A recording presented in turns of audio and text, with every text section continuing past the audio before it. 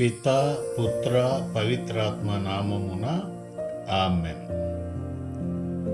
పునీత పౌలు గారు కొరింథీయులకు రాసిన మొదటి లేఖ 7వ అధ్యాయము 3-4 వచనములు. భర్త భార్యకును అలాగుననే భార్య భర్తకును వారి వారి వివాహ ధర్మములను నెరవేర్చుచు ఒకరి అవసరములను మరి ఒకరు తీర్చుచుండవలెను. స్త్రీ తన శరీరమునకు యజమానురాలు కాదు, భర్తయే ఆమె శరీరమునకు యజమానుడు. అలాగే పురుషుడు తన శరీరమునకు యజమానుడు కాడు, భార్య అతని శరీరమునకు యజమానురాలు. ప్రియ సహోదరి సహోదరులారా, ఈ రోజులలో చాలా కుటుంబాలలో మనశ్శాంతి లేదు. వివాహమై నెల గడవక ముందే భార్యాభర్తల మధ్య గొడవలు జరుగుచున్నవి. సంవత్సరాలు గడిచిన వారి సంగతి చెప్పనక్కరలేదు. రోజు ఏదో ఒక కారణానికి భార్యాభర్తల మధ్య గొడవలు, తగాదాలు జరుగుతూనే ఉంటాయి. ఇద్దరి మనసులు కలవడానికి ఎన్నో ఆటంకాలు, అవరోధాలు ఏర్పడుతూనే ఉంటాయి. దేనికో ఒకదానికి ఎప్పుడో ఒకప్పుడు గొడవ పెట్టుకోవడం భార్యాభర్తలిరువురికి అలవాటుగా మారిపోతూ ఉంటుంది.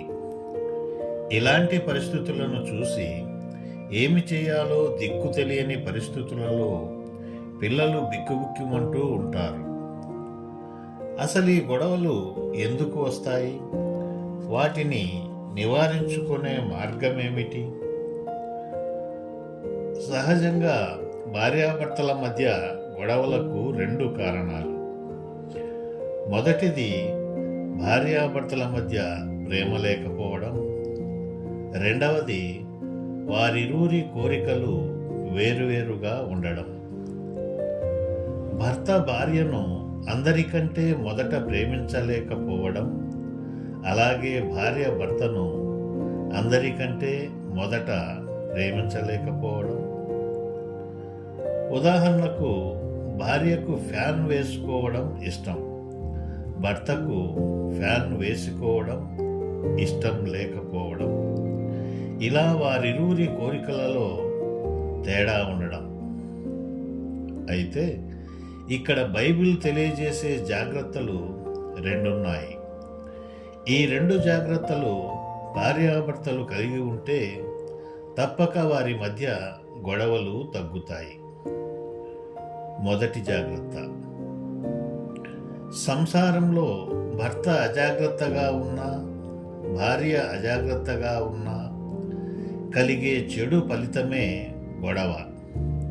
కాబట్టి భార్యాభర్తలు ఒకరినొకరు అన్యోన్యత కలిగి వారిరువురి మధ్య ఏ వ్యక్తి కానీ, ఏ సందేహము కానీ, ఏ వస్తువును కానీ రానివ్వకుండా ఇరువురు తగు జాగ్రత్తలు తీసుకోవాలి.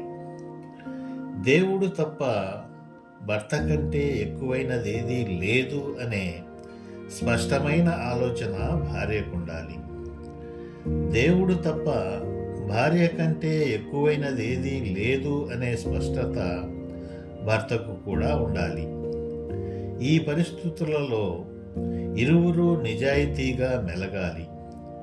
ఎటువంటి పరిస్థితులలో కూడా అనుమానం కానీ, అసహనం కానీ, నటన కానీ లేకుండా దేవుని ఎదుట, భాగస్వామి ఎదుట తగు జాగ్రత్తలు తీసుకోవాలి.